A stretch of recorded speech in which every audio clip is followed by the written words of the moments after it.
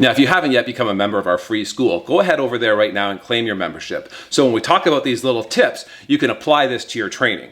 Keep in mind, when we're making impact on a punch, the tool that we're using is very, very important. The hand has numerous tools for defense and attack. The tool in question for a punch traditionally will be the first two knuckles, these big two knuckles here. Now, a lot of people have a hand that's shaped so that these knuckles kind of stick out and they seem like they would damage you more than influencing the target.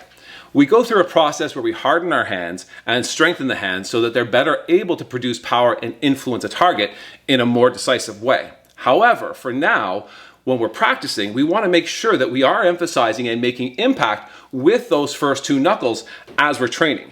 If we're making impact with the smaller parts of the hand or the less strong parts of the hand, you're going to end up in a situation where the impact will be absorbed by your body, oftentimes damaging your body as opposed to influencing the target.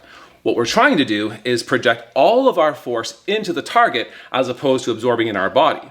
We learn, and some of you will eventually learn, that every action has an equal and opposite reaction, which is why, even though I weigh a certain amount, when I push something, if I'm standing on one foot, without very much force, I start to go backwards as opposed to influencing the thing I'm pushing because I can't absorb it. I'm having that reaction pushing me back.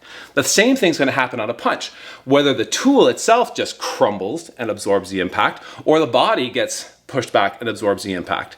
So when we go through our training on how to make a proper punch, we talk a lot about our stances, our positioning, our body motion, but we also want to make sure that when we make impact, it's going to be with something that can absorb that impact. And in this case, on a punch, it will be the first two knuckles. So let's try to keep that in mind as we go through our training.